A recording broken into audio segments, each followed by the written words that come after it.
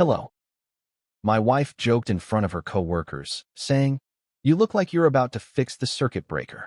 So while she was away on a business trip, I packed up her things and filed for divorce. My name is Liam. I am 34 and I work as an electrical technician for a regional maintenance contractor in Phoenix. Most of my work involves commercial buildings, breaker panels, and emergency calls when something shorts out in the middle of a workday. It is steady work, usually early mornings and predictable hours, and I spend most days fixing practical problems people cannot solve themselves. My wife is Mary. She is 32 and works as a shift manager at a busy restaurant downtown. We had been together for almost 6 years and married for 3. We rented a small house on the west side of Phoenix and split the usual responsibilities like bills, groceries, and keeping the place in order. Our schedules were different, but workable. I usually finished work around 5 in the afternoon, while Mary often worked evenings because restaurants are busiest then. Weekends were her longest shifts, so most of our shared time happened during weekday nights. The situation that started everything happened about 2 months ago during a small staff gathering at the restaurant where Mary works. It was one of those informal things where the owner closed early for a staff appreciation night. Mary asked if I wanted to stop by for a drink and meet some of the people she worked with. I normally avoid work gatherings that are not mine, but she seemed excited for me to meet them, so I went. I came straight from a service job at an older office building that had a failing breaker panel, so I was still wearing my work boots and my company shirt. At one point, we were standing with 3 of her coworkers near the bar. One of them asked what I did for work. Before I could answer, Mary laughed and said something along the lines of how I looked exactly like the guy you call when the lights go out and someone needs to fix the circuit breaker. Everyone laughed. On the surface, it sounded like a harmless joke, the kind of quick comment people make without thinking too much about it. But the tone was different. It was the kind of laugh people give when someone just got quietly reduced in the room. I noticed the way Mary looked at them after she said it, like she expected the reaction. I did not react in the moment. I just explained my job normally and kept the conversation moving. But that short exchange stayed in my head the entire night. Not because of the words themselves, because of the way she said them. I want to be clear about something before people jump to conclusions. The comment itself was not the issue. I am an electrician. I fix breaker panels, wiring problems, and systems that stop working. That is literally my job. I have never been embarrassed about it, and it pays the bills just fine in Phoenix. What bothered me was the context. When someone asks what your partner does, there are normal ways to answer. Most people say something simple. He is an electrician. He works with electrical systems. Something factual. Mary chose to frame it like a punchline. That difference matters more than people think. I noticed it right away, but I did not confront her at the restaurant. Causing a scene in her workplace would have made me look worse than the joke itself. So I stayed for another hour, had a drink, talked to a couple of her coworkers, and then we left. The drive home was quiet. Mary was in a good mood. She kept talking about how busy the restaurant had been lately and how the owner might expand the patio before summer. Normal conversation. Like the earlier moment had never happened. When we got home, I brought it up directly. I told her that the joke rubbed me the wrong way and asked why she answered like that instead of just saying what I do. Mary laughed again. Not in a mean way exactly, but in the same dismissive tone she used earlier. She said I was being sensitive and that everyone knew it was just a joke. I asked her if she would introduce herself to my coworkers by saying she was the person who refills drinks and wipes tables. That was when her tone shifted. She said working in a restaurant and working with electrical panels were not the same thing. I asked her what that was supposed to mean. She shrugged and said something along the lines of people in her industry caring more about image. That was the first moment I realized something I had not noticed clearly before. Mary cared a lot about how people around her perceived status, more than I had understood. At the time, I let the conversation end there. I told her I did not appreciate the joke, and that was about it. But after that night, I started paying closer attention to small things I had ignored before. After that night, I started noticing patterns that had probably been there for a while. None of them were huge on their own. That is what made them easy to ignore before. But once I paid attention, the pattern was obvious. Mary had a habit of adjusting the way she described things about our life, depending on who she was talking to. If someone at the restaurant asked where we lived, she usually said we were renting a place while deciding where to buy. Technically, that was not a lie, but the way she said it made it sound like we were actively shopping for houses. We were not. If someone asked about my job, she would usually keep it vague. She would say I worked with electrical systems or building infrastructure instead of just saying electrician. At first I thought she was just simplifying things. But the more I listened, the more it sounded like she was sanding down details she thought might lower how people viewed her. About 2 weeks after the restaurant gathering, something else happened that made the situation clearer. Mary had a couple of coworkers over one night after their shift. They came back to our place for drinks around midnight. I had work the next morning, so I stayed for about 15 minutes, said hello, and then went to get ready for bed. Before I left the living room, one of the guys asked how Mary and I met. Mary answered before I could say anything. She said we met through friends years ago and that I was doing electrical work on commercial properties around the city.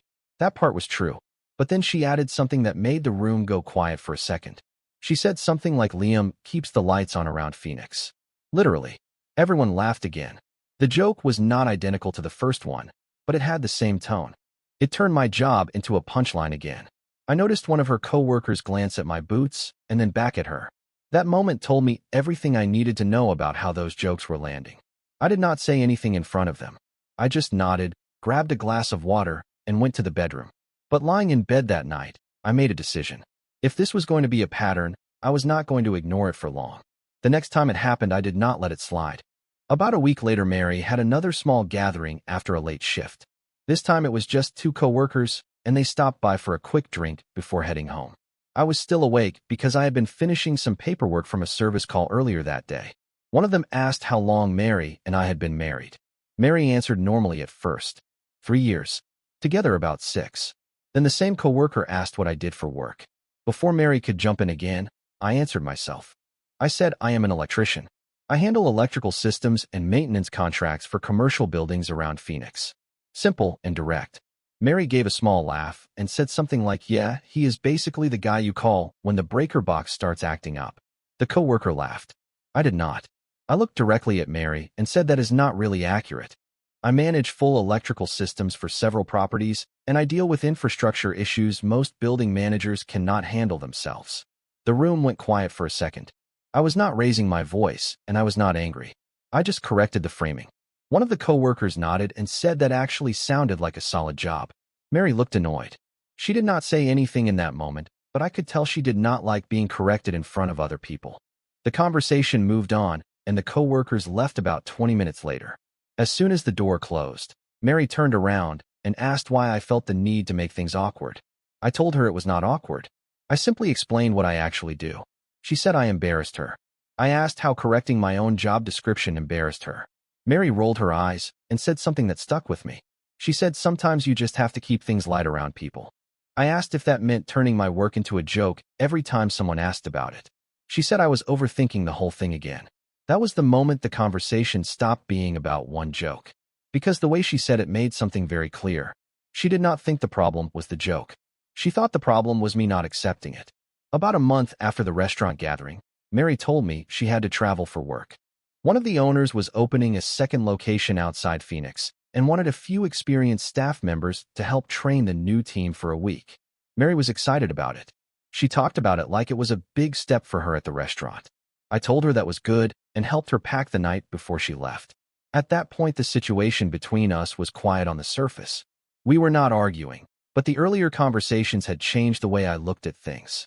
I had already decided that if the pattern continued, I was not going to keep negotiating respect inside my own marriage. The morning she left, I drove her to the airport. Everything felt normal. She hugged me before going through security and told me she would call when she landed. I told her to have a good trip, and that was it. On the drive back to the house, I kept thinking about the same question. If someone is comfortable turning their spouse into a joke for social approval, what does that say about how they actually see the relationship? By the time I pulled into the driveway, my mind was clear. I walked inside, made coffee, and sat at the kitchen table for about 20 minutes. Then I opened my laptop and looked up a local divorce attorney. Arizona is a no-fault divorce state, which means you do not need some dramatic legal reason to file. One spouse can simply decide the marriage is over. I scheduled a consultation for that same afternoon. The meeting was straightforward. I explained the situation, confirmed how property division worked, and asked about the basic filing process. When I left the office, I stopped at a hardware store. Not for anything dramatic, just boxes and packing tape. When I got home, I started with the bedroom closet. Mary had more clothes than I did, so that took the longest. I folded everything carefully and packed it into labeled boxes. Shoes went into separate containers. Personal items stayed organized, so there would be no argument later about things being damaged or missing. By the end of the evening, the guest room was half full of boxes. Mary was still on the first day of her work trip, and I had already filed the paperwork. The next 3 days were quiet and very productive. Mary was busy with the restaurant opening and sent a couple of normal texts about flights and hotel check-in. I replied politely and kept everything neutral.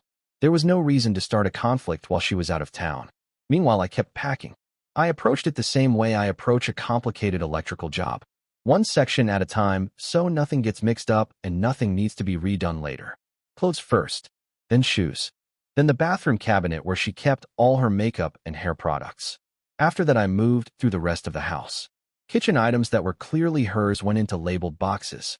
The small desk she used for scheduling shifts at the restaurant got cleared out and packed.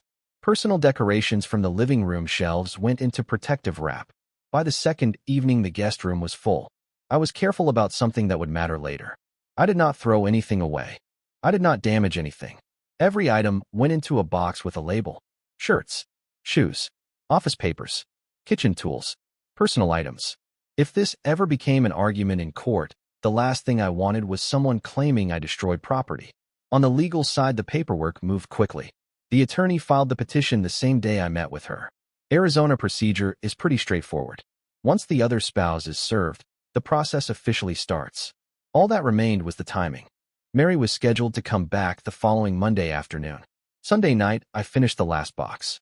I stood in the guest room for a minute, just looking at everything stacked neatly against the walls. 6 years of someone else's belongings packed into organized rows. It was strange how calm I felt. Not angry, not dramatic, just clear. Before going to bed, I called the attorney again and arranged for a process server to deliver the papers shortly after Mary's flight landed the next day. Then I set my alarm for work like any other Sunday night. Because as far as I was concerned, the difficult part had already been handled. Monday afternoon, I was at work when Mary landed. I knew roughly when her flight was scheduled because she had mentioned it earlier in the week. Around 2 in the afternoon, my phone buzzed with a normal message saying she had just landed and was waiting for her luggage. I replied with a simple message telling her I was still finishing a job and would be home later. About 40 minutes after that, the process server texted me confirming the documents had been delivered. That was the first real reaction point. Roughly 10 minutes later, my phone started ringing. Mary. I let it go to voicemail. Then another call came in. Same number. Then another. After the third call, she started texting instead. The first message asked if the documents were real. The second message asked what the hell was going on. The third one was longer and a lot less calm. I did not respond immediately. I finished the work order I was handling, closed up the panel we had been servicing, and headed back to the shop to log the job like any normal day. By the time I checked my phone again, there were 9 missed calls and several more messages. Mary had figured out what was happening. One of the messages asked if this was some kind of joke. Another said she was on her way back to the house and expected an explanation. I sent one message. I told her the situation had already been explained during our earlier conversations and that the paperwork would outline the next steps. Then I turned my phone to silent. When I got home, that evening, Mary's car was already in the driveway. The front door was open and I could hear movement inside the house. She was standing in the hallway outside the guest room when I walked in. All the boxes were stacked exactly where I had left them. Mary was staring at them like she was trying to process what she was seeing. Then she turned toward me, and the first thing she said was not about the divorce papers. It was, "Why did you pack my things?" I set my keys on the kitchen counter and walked down the hallway. Mary was still standing there with her arms crossed, looking at the boxes like they had appeared out of nowhere. I answered her question directly. I told her that since the divorce process had already started, it made more sense to organize her belongings while the house was quiet instead of doing it during an argument later. She stared at me for a few seconds like she was trying to decide whether I was serious. Then the anger kicked in. She asked if I had completely lost my mind. I told her no. Everything had been packed carefully and nothing was damaged. If she wanted to take the boxes that night, she could. If not, we could arrange a pickup later once the legal process moved forward. That answer seemed to make her more angry. She started asking rapid questions. Why would you do this? Why would you file for divorce without talking to me again? What exactly did you think was going to happen when I got home? I let her finish. Then I explained something very simple. We had already talked about the issue several times. I told her directly that I did not appreciate being turned into a joke in front of her coworkers. I told her it was disrespectful. Her response every time had been that I was overthinking it. Mary interrupted and said, "Because you were overthinking it." I shook my head. I told her the difference between a misunderstanding and a pattern. One awkward joke could be ignored. Repeating the same framing over and over means it is intentional. She said I was blowing a small thing into something ridiculous. I asked her one question. If it was such a small thing, why did she keep doing it after I told her to stop? Mary opened her mouth like she was about to answer, but nothing actually came out. So I continued. I told her I was not interested in being married to someone who needed to shrink their partner to get approval from coworkers. The house went quiet again. Mary looked back at the stacked boxes in the guest room. Then she said something that honestly confirmed I had made the right decision. She said, "You are seriously ending a marriage over a joke." I told her no. I said I was ending the marriage because of what the joke represented. Mary shook her head like the distinction did not matter to her. She kept repeating that it was ridiculous and that normal couples do not file for divorce over something like that. I did not argue with her.